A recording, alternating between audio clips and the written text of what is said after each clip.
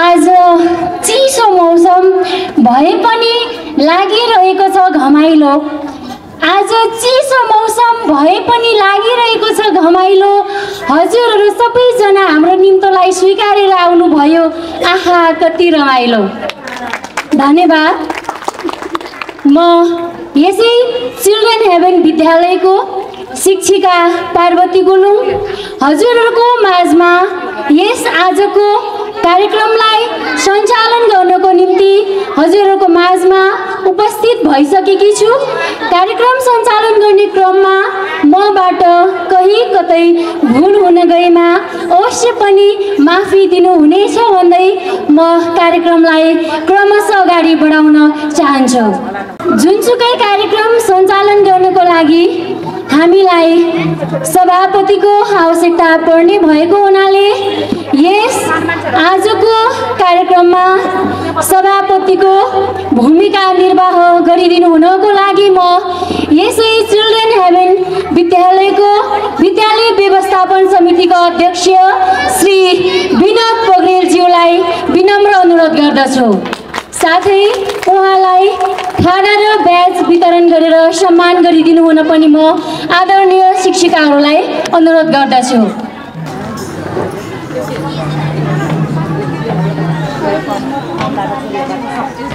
त्यस्तै गरी टोकाई बाटिका स्कुलको अध्यक्ष तथा युबु युनिभर्सिटी नागोया जापानको प्रोफेसर डाक्टर सुदीप अधिकारीलाई खाना र ब्याज वितरण गरिदिनु हुन पनि हार्दिक अनुरोध गर्दछु।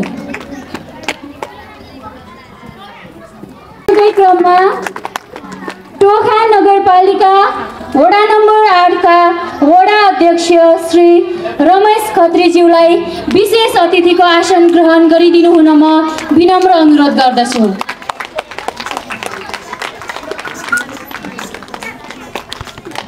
त्यस्तै गरी टोखा अपेनको अध्यक्ष उर्मिला त्रिपाठी पण्ट म्यामलाई पनि विशेष अतिथि आसन ग्रहण गरिदिनु हुन म विनम्र अनुरोध गर्दछु।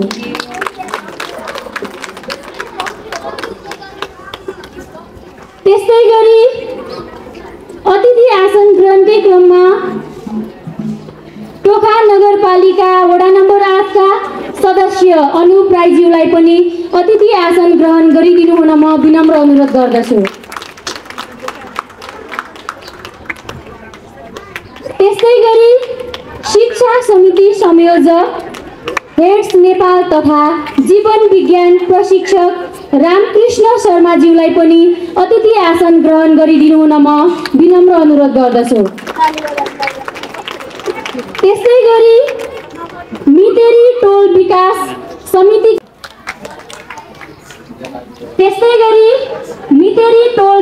समितिको सचिव दाना प्रसाद अधिकारीज्यूलाई पनि अतिथि आसन ग्रहण गरिदिनु हुन म विनम्र अनुरोध गर्दछु। अतिथि आसन ग्रहणकै क्रमलाई जोड्दै नेपाल टेलिभिजनको वरिष्ठ पत्रकार गोविन्द धितालज्यूलाई पनि अतिथि आसन ग्रहण गरिदिनु हुन म विनम्र अनुरोध गर्दछु।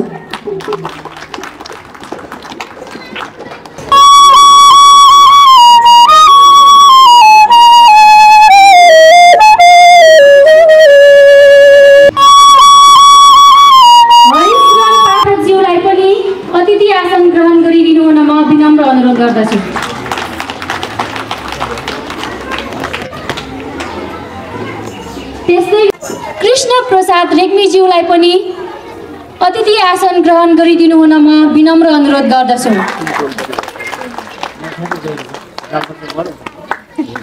त्यस्तै गरी टोखा 8 को समाजसेवी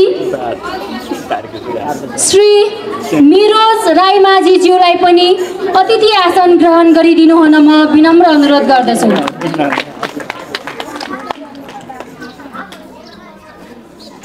यसै गरी यसै विद्यालयको प्रधानाध्यापिका पार्वती विष्ट म्यामलाई पनि अतिथि आसन ग्रहण गरिदिनु हुन म हार्दिक अनुरोध गर्दछु।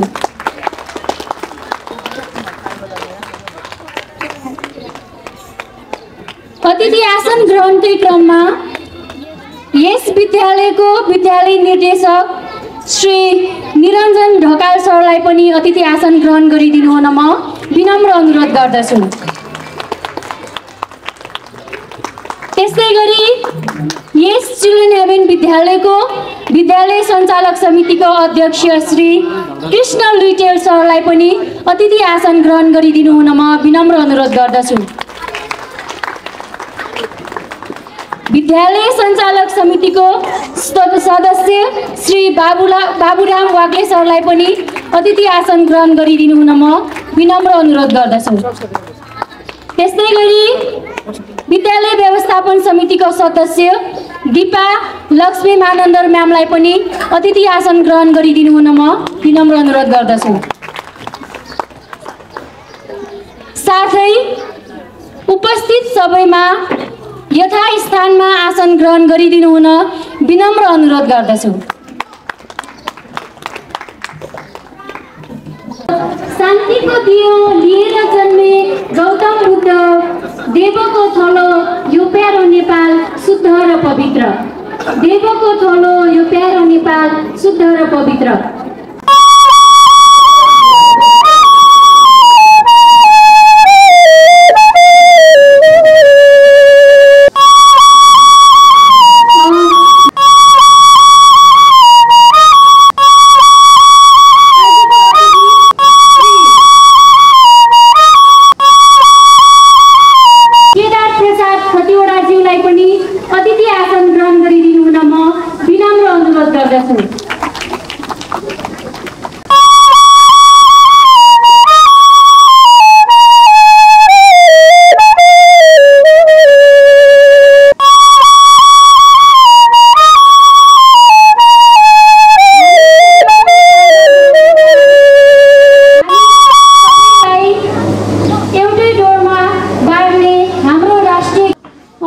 उपस्थित सम्पूर्णमा म विनम्र अनुरोध गर्दछु।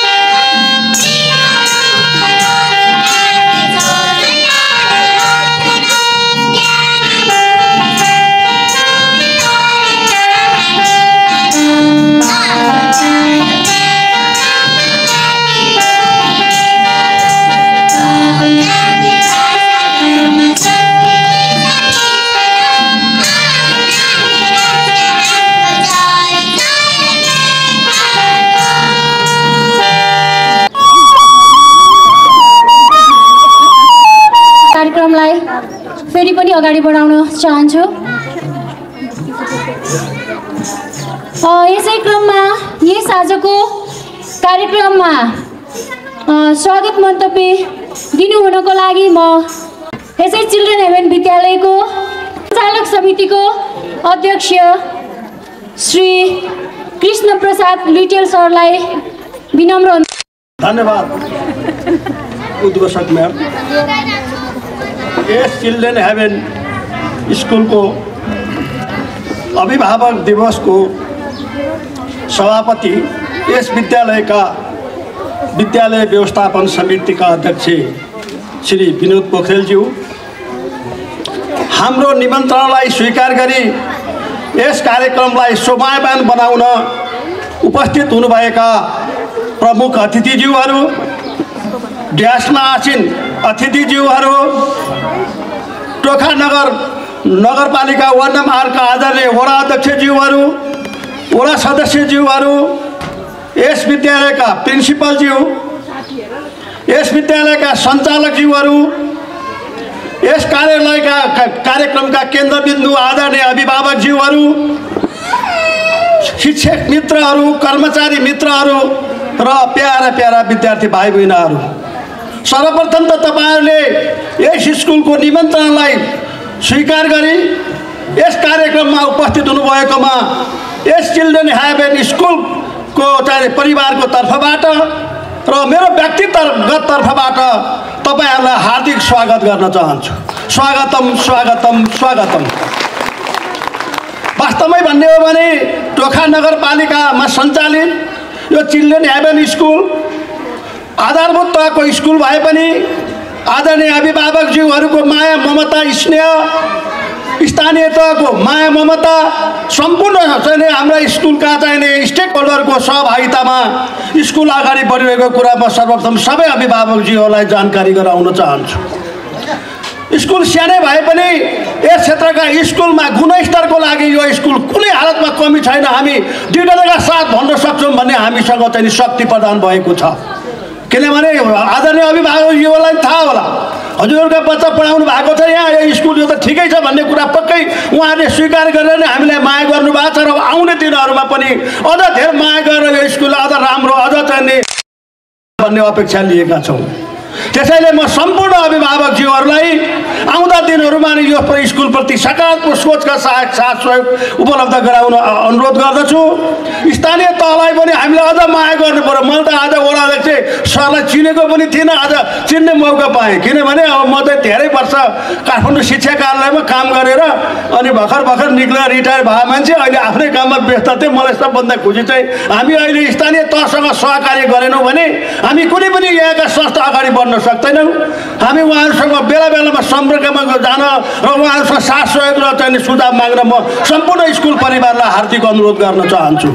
त्यसैले अन्त्यमा म धेरै कुरा बोल्न चाहन्न। तपाईहरु सम्पूर्ण यो कार्यक्रममा उपस्थित भई यस कार्यक्रमलाई शोभायमान बनाउनु भएकोमा पुनः हजुरहरूलाई हार्दिक स्वागत गर्दै यहाँलाई बिदा हुन्छु। धन्यवाद, नमस्कार। धेरै धेरै धन्यवाद आदरणीय कृष्ण सरलाई। उहाँले हामीलाई स्वागत गरेर गइसक्नु भएको छ। अब भने फेरि पनि म अतिथि आसन ग्रहणकै क्रमलाई जोड्न चाहन्छु। यसै क्रममा तारकेश्वर नगरपालिकाका बासुकी टोल विकास समितिका अध्यक्ष श्री हरिशरण पाठकज्यूलाई अतिथि आसन ग्रहण गरिदिनु हुन म विनम्र अनुरोध गर्दछु। साथै उहाँलाई खादा र ब्याज वितरण गरिदिनु हुन पनि हार्दिक अनुरोध गर्दछु। आजको कार्यक्रमलाई पानसमा दीप प्रज्वलन गरेर उद्घाटन गरिदिनु हुनको लागि आजको सभापति महोदय, त्यसै गरी प्रमुख अतिथिज्यू र हाम्रो अतिथि श्री केदार प्रसाद खतिवडाज्यूलाई हार्दिक अनुरोध गर्दछु।